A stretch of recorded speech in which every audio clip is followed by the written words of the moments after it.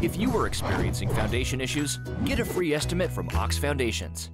We had a very successful event over in Oak Grove without me having to get up and sing at 2 o'clock. I heard it was great. It was absolutely wonderful, and everybody cleared out pretty quickly when they found out that I was scheduled to sing at 2 to get everybody to leave. But there is so much on the schedule in our area that it's almost mind-boggling. This Thursday, the Central Alabama Model A Ford Club is going to bring 45 of those beauties up to the bridge. That's the start of the Covered Bridge Tour in Alabama, and that'll be, you best get there at 9 o'clock. They may stick around till 10:30 or so, but I would, if you want to see these beauties, come early.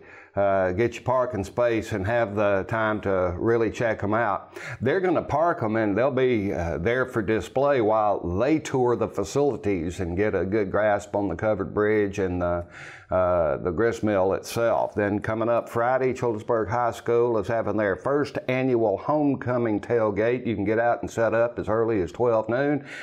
I want you to come inside for the big pep rally at 2:20 and stick around and enjoy family, friends, and community until kickoff time.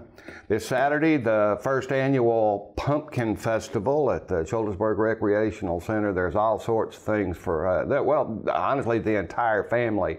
I think the highlight for me is, do you know Monty Powell? No, I do. At least. Well, Monty and I are teaming up in the chili cook-off, and we're going to win. We're going to be supplying our Old Coo chili con carne recipe.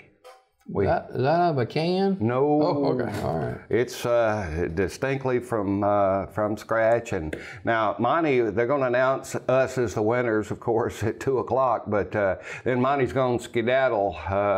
Fresh off that big win over Auburn, he's got his at least hopes leaning in the right direction to take on Bama at 2:30. He best bet on his chili concoction. Well, we're going to give it our best.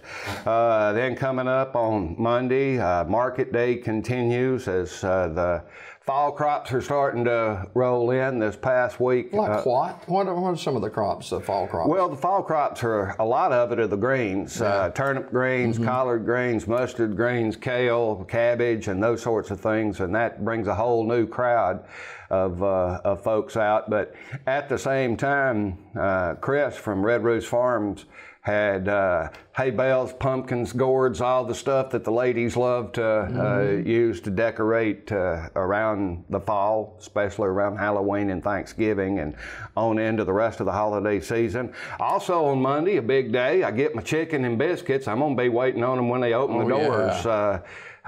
Monday morning. They'll open at 5 o'clock, but later in the afternoon, it's going to be a big day at Jack's Family Restaurant, the new one on Highway 280. Your scissors sharpened? Well, we wore out the last pair, and thanks to Diane Kay helping me locate some, I purchased a brand new, never been used except one test, and boy, they cut good.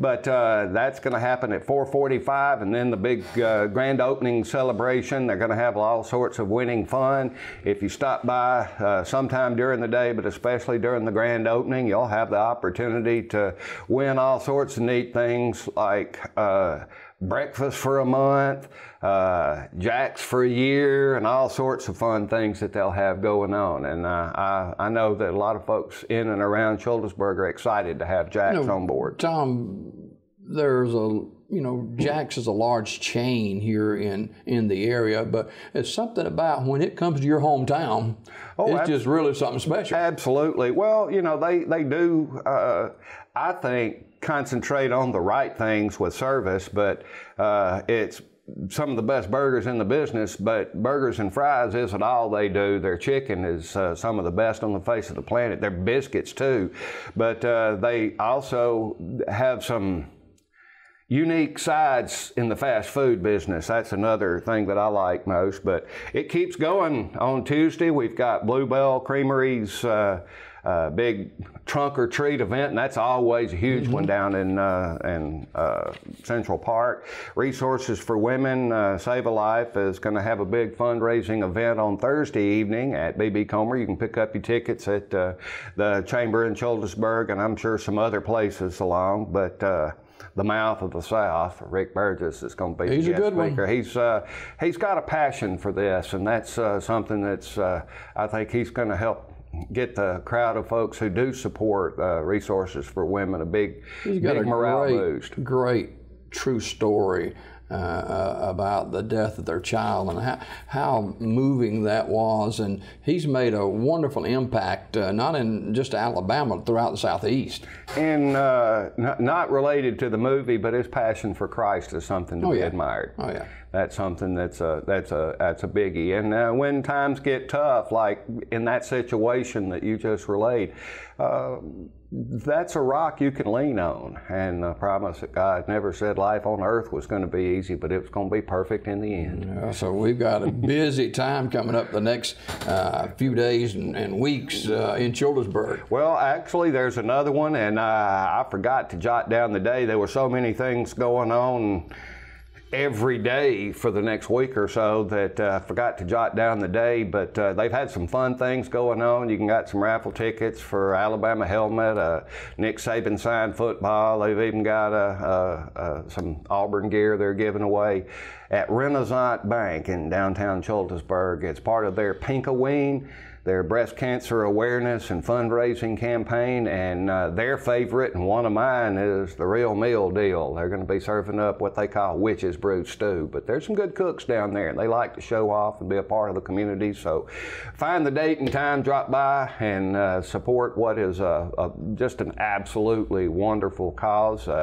Get out and help us grow. We've got several more things on the business front that are going to start hopping and opening doors and ribbon cuttings. And 2019 promises to be a super year. Absolutely. And lest I forget, in November the 16th, we're going to have the big downtown celebration, all the decorations. If you didn't see it last year, or if you did, it's going to be bigger and better. If you missed it last year, you don't want to. And we're making some big plans for the Christmas parade. It's kind of a hard act to follow after we did so well. We had a lot of folks see it on TV 47 and say, oh man, I should have been there. That was great. We're looking to have even more bands, high school marching bands, and hopefully even a big one from just up the road in Talladega from the college. I saw this thing the other day, I think it's on Facebook, about the monument that was up there at 280 and going into downtown. That's been moved to downtown, is that right? AlDOT made them get rid of it up there on the highway, so they put it down at what is going to be DeSoto Park. They've put in some sidewalks and other things as the first step toward creation of DeSoto Park. And before it's completely ready and completely ornamented up, there's going to be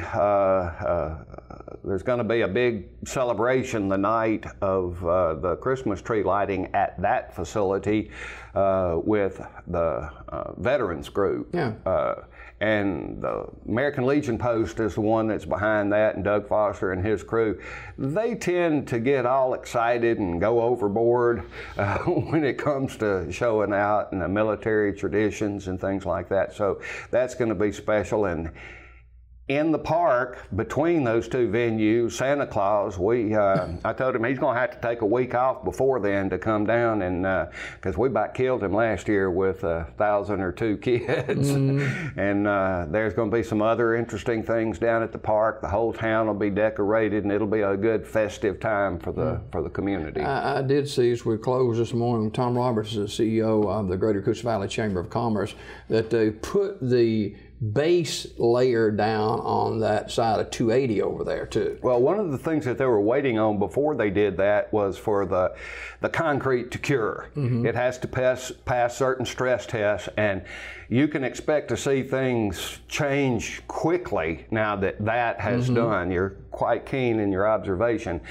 What they're going to end up doing is going ahead and putting the bridge across the portion that goes across the Childersburg-Fayetteville Highway. What that's going to do is, while they're even putting it up, it's going to close off the Childersburg-Fayetteville Highway direct access to Highway 280, and that's going to send some folks scrambling. Go out and find your route around that as quickly as you can so you won't get stuck in that. But Do you expect that to happen this year? Oh, I expect it to happen soon. Okay. Now, at the same time, when they get that portion and the road is ready for traffic, what they'll do is take all of the existing 4 lanes of traffic and move it over to the new section so that they can work on the old section and bring it up, widen it, and do all those things.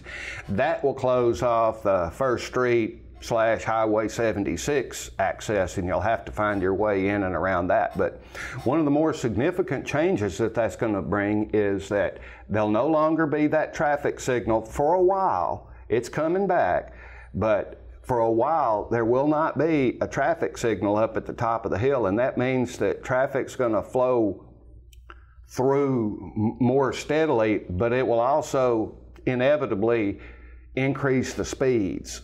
And that means that it's going to get tougher to get on and off Highway 280 from either side. And that's going to require some adjustment and some patience, but they say they are still on track to be done by August 2019, and we're holding them to that. You know, one thing I've noticed a little bit further east of that actual project, you got those turn lanes and stuff being done too. Well, they're widening the intersection, and it's going to be so wonderful when they get done. But following the big bridge replacement project, also, if you notice, in front of the new Jack's Family Restaurant, they put in a new turn lane. Well, that's going to be the norm.